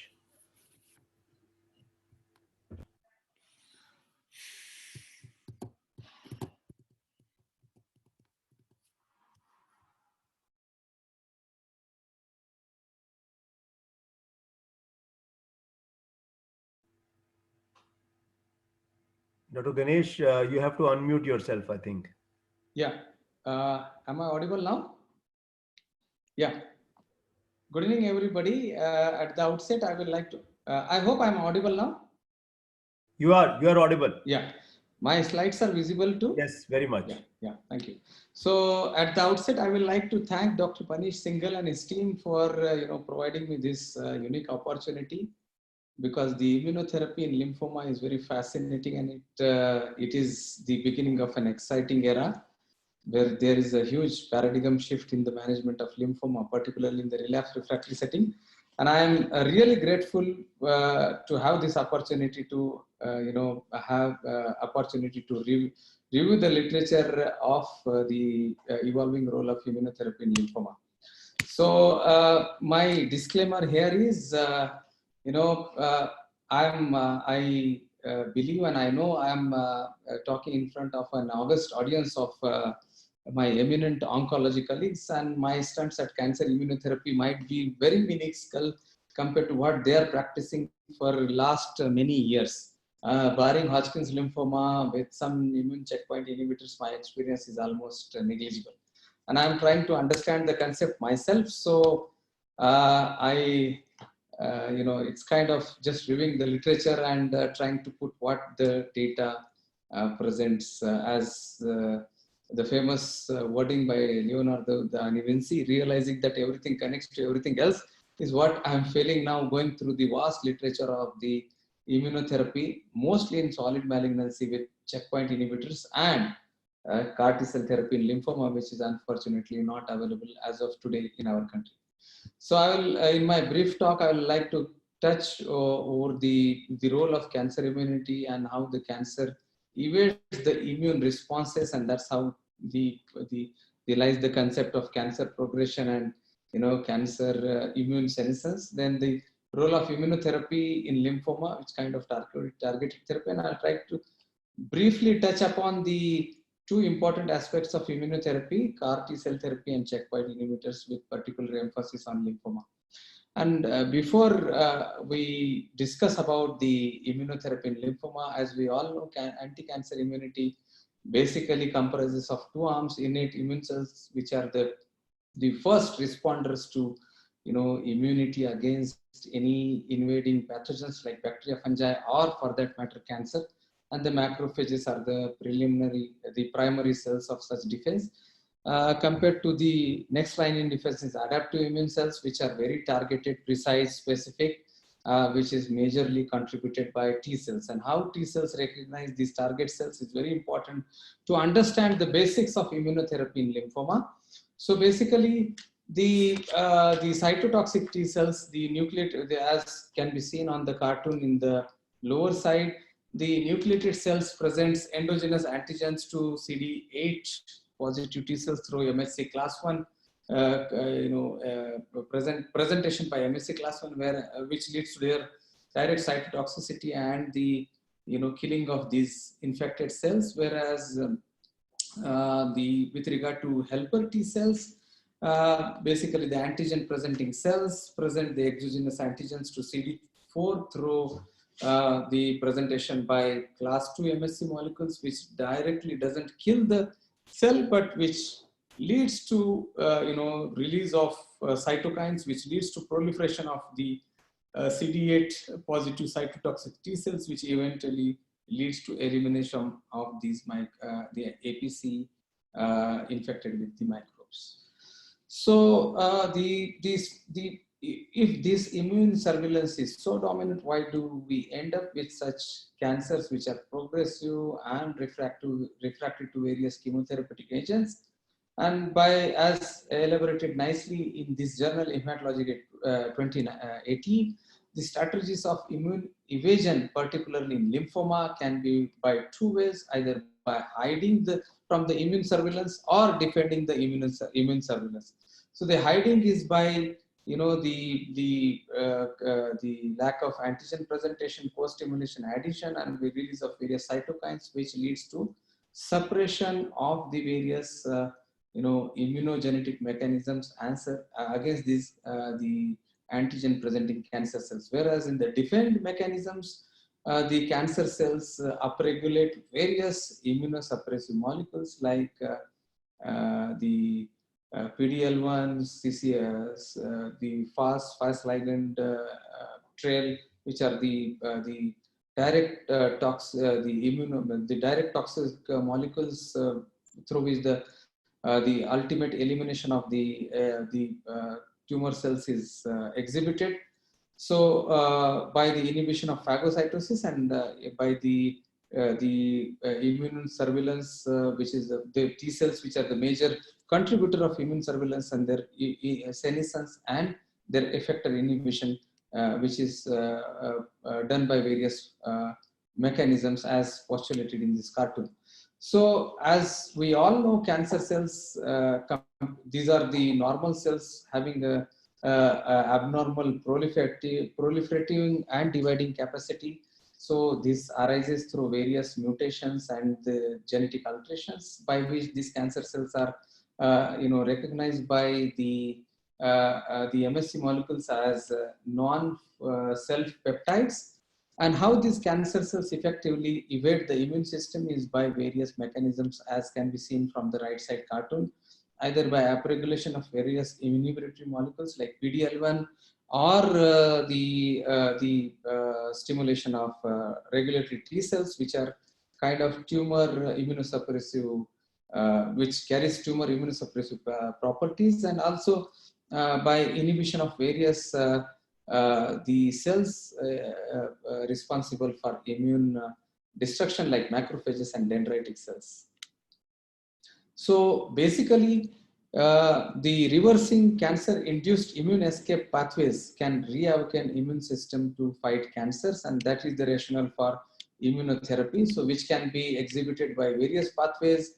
The monoclonal antibodies or antibody drug conjugates, like the immunotherapy has started with the discovery of the monoclonal antibodies, mostly the CD20 monoclonal antibodies, rituximab, which has revolutionized the lymphoma therapeutic landscape. Subsequently, CD30, 79, 19, which is still a lot of the targets have been exploited to improvise the outcomes in lymphoma. The next comes the adaptive T cell therapy, which is mostly by the bioengineered T cells, which are the chimeric antigen receptor T cell therapy, which can recognize the cancer cells through specific surface antigens. Then the immune checkpoint blockage by various pathways, like the most important of which is programmed death 1 blockage by various antibodies to this PD1 molecule, and which has revolutionized the landscape of not only lymphoma but many solid cancers across the cancer therapeutic armamentarium. And cancer vaccines, even though in solid malignancies it has some significant positive outcomes, but unfortunately lymphoma cancer vaccines has not yet been proven to be of significant benefit. Now coming to diffuse large B-cell lymphoma, my esteemed colleagues before, through their presentations and their debate, have enumerated this important aspect, the optimal therapy and the therapy at relapse refractory setting.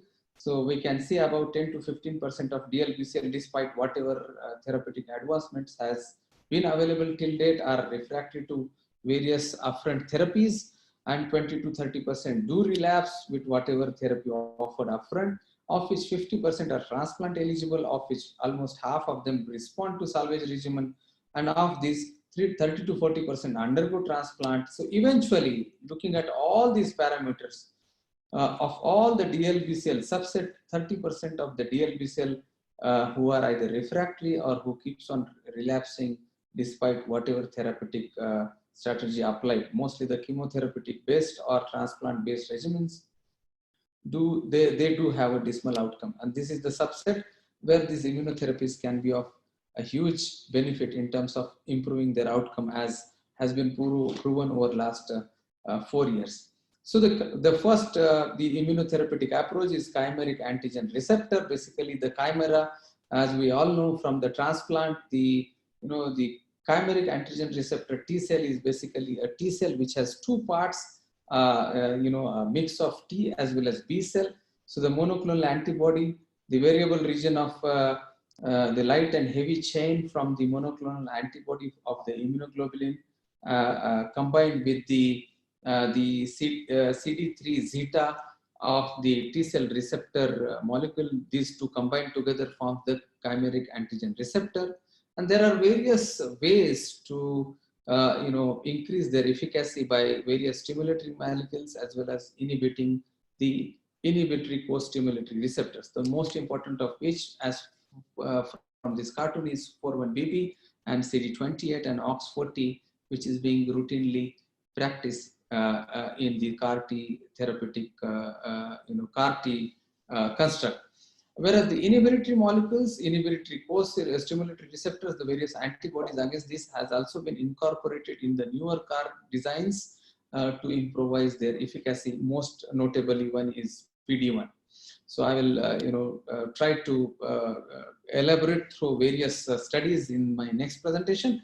And as we know, the chimeric antigen receptor T cell has these three important aspects: the extracellular domain, as I discussed earlier, which constitutes a variable heavy and light chain, which is linked by a linker, which is then tethered to the transmembrane domain, which basically gives the stability and the specificity, the antigen specificity to this the antigen recognition domain, and which is again linked to the intracellular signal transduction domain, which basically constitutes of three ITAM molecules. So basically, the ITAM is the immunoglobulin transreceptor. So basically, this is a new concept to me. I'm trying to learn. So this is how it works. And normally, the CAR T cells work differently compared to the normal T cells. In a way that the CAR T cells doesn't require MHC presentation. It can get activated through the interaction with tumor antigen, which is leading to interaction with tumor antigen by the antigen recognition domain, which leads to subsequent downstream signal transduction, leading to activation of various intracellular cytokine pathways, leading to the activation of the T cell, eventually leading to destruction of the tumor cells. So CAR T therapy has been into the literature for last 3 decades. The first CAR T evidence against the cancer came in 1990s by Dr. Zelig Eshar from Israel, published in 1989. So now we have various advancements in the CAR T design, the various generation of CAR T constructs, which have advantages based on their previous failure features. So we have about 5 generations of CAR T cells. So basically, which have the first generation CAR T was basically a single, which has a single CD3 zeta intracellular domain, but it lacked significant cytotoxicity and proliferation, and which failed in clinical trials, which led to evolution of second generation CAR, which has enhanced proliferation and cytotoxicity of T cell by incorporation of the co-stimulatory domain, which can be either CD28, 41BB or CD137. Then came as of now, we have only second generation CAR T constructs in the clinical practice. Then came the third generation CAR, which has both the 2 co-stimulatory domains to improve the efficacy and the expansion proliferation in the clinical practice. Then the 4th generation CAR actually includes a protein like interleukin-2, which is constitutively or inducibly expressed upon CAR activation. So basically, this 4th generation CAR is also called as TRUC, the T cell redirected for universal cytokine mediated killing. Basically, the advantage of this 4th generation CAR is activation of these CARs promotes production and secretion of desired cytokines to promote tumor killing through various synergistic mechanisms involved in CAR T function, like exocytosis, the various death ligands like FAS and TRED. The last one into the clinical research is a 5th generation CAR, which has basically a truncated cytoplasmic IL-2 receptor beta, which is with a binding site for transcription factor STAT3 or JAK, which actually which has an antigen, in which case the antigenic specific activation simultaneously triggers TCR, the T cell receptor, as well as post-stimulatory and cytokine signaling together, which leads to synergistic activation of all the 3 steps in CAR T cell activation, leading to more profound effector functions of these chimeric antigen receptor T cells against the tumor killing. Apart from that, there are a lot of newer CAR T constructs in preclinical as well as animal models, which I will briefly touch base in my next set of slides. So basically, the CAR T cell therapy, how it is practiced in clinic, the patients who have this kind of refractory relapsed lymphomas, the peripheral blood mononuclear cells are collected, of which T cells are segregated, which in clinic are activated through various cytokines. Then they are, this CAR construct, the chimeric antigen receptor, is transduced into these T cells through various viral vectors. Then the subsequent T cell subset is made to proliferate and expand in the clinics. In the meanwhile, the patient receives lymphodepleting chemotherapy. Mostly the most commonly used lymphodepleting chemotherapy is fludarabine cyclophosphamide. And after a gap of 2 to 4 weeks, the same CAR T product is transfused to the patient.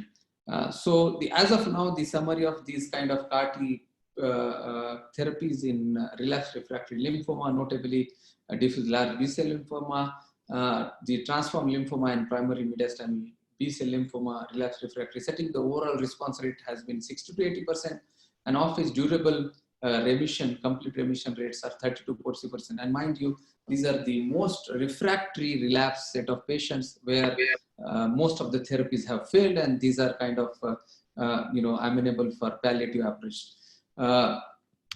So basically, these are it's a complex process where which involves a lot of steps, like the indication, the selection of the patients for appropriate indications. And while the CAR T constructs are designed and manufactured, patient undergoes bridging chemotherapy, lymphodepleting chemotherapy, and subsequently a lot of toxicities. And because, as I mentioned earlier, in this relapsed refractory setting, the long-term durable remissions are 30 to 40%. A lot of newer questions coming out of what is the role of transplant in those to improve the efficacy and durability of these CAR T cell based remissions further, and various toxicities which we will briefly touch base upon later. So basically, there are 2 FDA approved CAR T cell products in the for commercial use. The TISA cell, which was first approved by FDA in 2017, basically it involves a co-stimulatory molecule of 4-1BB and a lentiviral vector. Here, because it involves 4-1BB, it has the home stimulation is by memory T cells, and it has persistence of many years. Whereas the Axicell, which is a Novartis product, retroviral vector CD28 co-stimulatory molecules. The idea of the CD28 co-stimulatory molecule is that it has a very fast ex vivo and in vivo expansion and a very robust afferent response. But because it doesn't last long, so the persistence is only for 2 to 3 months. But despite that, their response, the durable responses are as good as with those 4-1BB co-stimulatory molecules like TISA cell by Kite and Gilead Pharma. So you can see the Juliet trial utilizing TISA cell CAR T product. You can see the best overall response, 52%, durable CR about 30%, and medium PFS not reached, compared to what published by the Novartis product Zuma.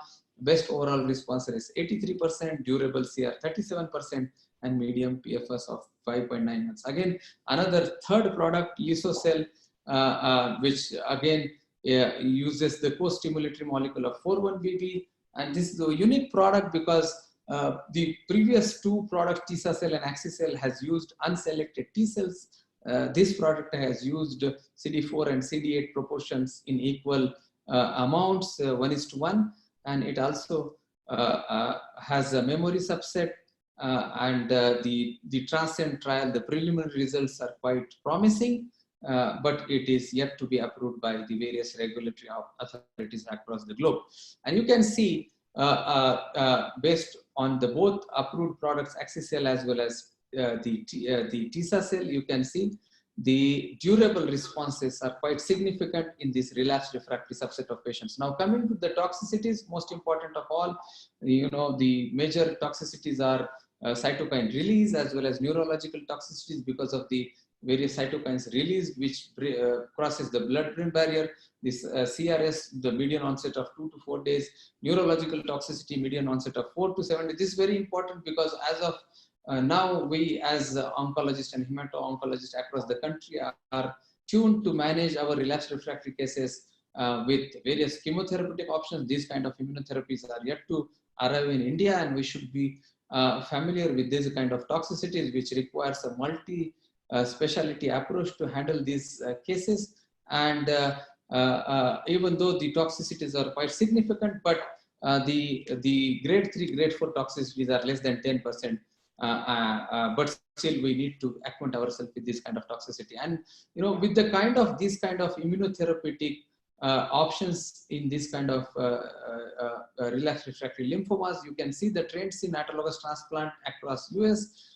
There has been marginal decline in autologous transplants in DLBCL in particular. You can see from 1400 in 2015, and after the origin of the CAR T-cell therapy being approved by FDA, the lymphoma cases undergoing autologous transplant has dropped more than 50%. In 2018, about only 600 cases underwent autologous transplant compared to 1400 in 2015. And you can see on the down curve, the rising, the expanding utilization of CAR T-cell therapy and various other immunotherapy options. You can see from 2017, 2018, 2019, and 2020. The blue bars are DLBCL. The numbers of cases undergoing this kind of immunotherapy therapeutics are exponentially increasing. So apart from that, a lot of newer, designs, bispecific, bispecific, allogenic CAR-T designs with inbuilt PD-1 inhibitor, PD-L1 antibody pre-therapy along with the lymphodepleting chemotherapy can improve the outcome of this kind of CAR-T therapies. Apart from that, the NK CARs, the major limitation of T-cell, the CAR-T design is because of the T-cell exhaustion, senescence, and the lack of adequate T-cell dose in patients who have undergone heavy chemotherapies in the prior treatment lines. So NK CAR is a promising option in them, which can be an allogenic source either from the NK cell line, cord blood, or iPSC. And these are kind of off-the-shelf product which can be readily available to anyone who needs these products. And it has, preclinical as well as the phase 1 clinical models has shown a promising efficacy. And the next generation CAR T cells like dual CAR T cells, which requires 2 CAR to be simultaneously activated to, optimally lead to the cancer eradication. The split CAR, wherein one CAR is without co-stimulatory molecule, the other CAR constructs is again installed on the same T cell. The activation of both together leads to T cell activation. Then drug-inducible CAR, various FITC CAR, and inducible CAR. These are the newer CAR-T designs which are yet to come to the clinical practice. They are still in the preclinical models, preclinical or animal models, and their efficacy is not yet proven in the clinics. Now, switching gears further, the next important immunotherapeutic option in lymphoma, particularly in Hodgkin's lymphoma, is PD-1, PD-L1 axis in cancer. As we all know, the interaction of T cell with tumor cell antigen through MSC class 1 co-presentation leads to destruction of these tumor cell. But at the same time, after interaction with the tumor cell, there is upregulation of PD-1, and the release of interferon gamma leads to overexpression of PD-L1 on the tumor cells, which reciprocally inhibits the T cell mediated cytotoxicity against the tumor cells, and that's how the tumor cells evade the immune system. So basically, the treatment that they're taking advantage of this immune escape to fight against the cancer, that immunotherapy has completely revolutionized the therapeutic armamentarium in mostly in the solid malignancies, but also in Hodgkin's lymphoma kind of lymphomas where PD-L1 is overexpressed by more than 98% of the cancer cell in Hodgkin's lymphoma, that is RS cells. And then this was quite a breakthrough in 2013. You can see a Science magazine, the cover page having this cancer immunotherapy making its mark in the cancer therapeutic armamentarium. And this is again quite widely elaborated in this cartoon. The checkpoint inhibition in cancer immunotherapy, normally, as I mentioned earlier, the T cell receptor through MSC1 after encountering the cancer antigens lead to the cancer cell destruction. I'm going to finish in next 2 minutes. So these antibodies against these the inhibitory PD-1 anti-PD-L1 axis can reset the immune destruction of the cancer cells, and this was quite appreciated across the world by this Nobel, the highest felicitation Nobel to these two scientists for immuno-oncology in 2018. And we can see in Hodgkin's lymphoma, despite the remarkable progress with various therapeutic options upfront, the about 10 to 15% in early stage and 20 to 15 to 30% in the late advanced stage do continue to relapse at a median of 3 years. So the various therapeutic options like the salvage chemotherapy followed by autologous transplant is the standard of care. Despite that, about 40% keep on relapsing even after transplant or even after various novel therapeutic options. So here the PD-L1 blockage has a very huge promise in this kind of relapse refractory or post-transplant relapse or the various chemotherapy agents refractory Hodgkin's lymphoma. And this was the first paper which came in NEJM by Stephen Ansel in 2013, published in NEJM. You can see nivolumab in relapsed Hodgkin's lymphoma. The response rate 80% post-transplant relapse as well as post-brentuximab relapse. The of 70% has CR, and at 6 months 86% maintained their remission. Again, this is a keynote trial. Various immunotherapeutic options like pembrolizumab, PD-L1 inhibitor compared with brentuximab, which has fared quite superiorly to these transplant ineligible relapse refractory patients. Not only that, looking at the promising results of these immunotherapeutic options, these immunotherapeutic options are also moving into frontline, looking at their better tolerability and safety profile. Pembrolizumab with AVD protocol, skipping bleomycin, which has a huge toxicity. You can see the pre-phase with the pembrolizumab leads to more than 90% reduction in metabolically active tumor volume, PFS 100%, complete molecular remission 100% in this stage 2 to 4 frontline pembrolizumab. So mind you, here the relapse rates are 15 to 30%, and the durable response here was up to the durability of the response was beyond 2 to 3 years. Again, post-transplant relapse is a real challenge, and the post-transplant as well as pre-transplant with these immunotherapies is still feasible as by this international cohort. Various immunotherapeutic options incorporating both nivolumab and pembrolizumab.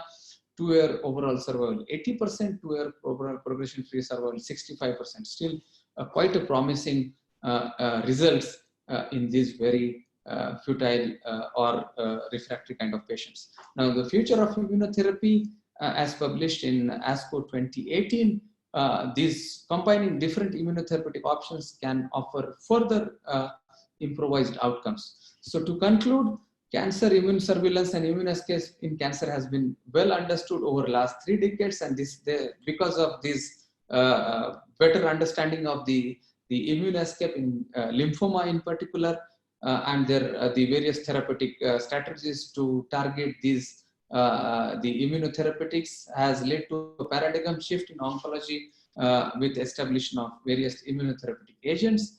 Immunotherapy of lymphoma is actually exploitation of immune reset, mostly by T cells, to establish immune eradication of this lymphoma by these immunoactive cells. CAR T cell therapy for B-cell lymphomas is very effective, but it is complex, expensive, and can be associated with serious side effects. We need to acquaint ourselves before this kind of advanced immunotherapeutic options become available in near future in our country. PD-L1 blockage therapy works well in Hodgkin's lymphoma and in some non-Hodgkin's lymphoma like mediastinal B-cell lymphoma. Compared to CAR T-cell therapy, it is very easy to administer and relatively safe. Immunotherapy is revolutionizing the lymphoma management, and future looks quite promising. With that, this kind of change to have a better chance of long-term outcome in this kinds of hopeless patients is the future. And I again thank all the organizing committee for giving me this opportunity for a topic where I had in personal no experience, but it has given me an opportunity to review the literature and learn myself. Thank you so much, and I will like to end by urging to keep all of you wishing and praying the safety and well-being of all of you. Thank you. So, thank you, Dr. Ganesh, for giving that very super extensive review on immunotherapy in lymphomas. And with that, I thank all the faculty members and attendees to join in today and having a feast on lymphoma updates. And with that, I thank our scientific partners and also CIPLA, NATCO, and ALCOM and INTAS who have helped us in organizing this particular meeting. And also Tarun and Horizon and its entire team who very relentlessly has worked to get all the faculty members on board and making it a super success. With that, thank you everyone and wish you a good night.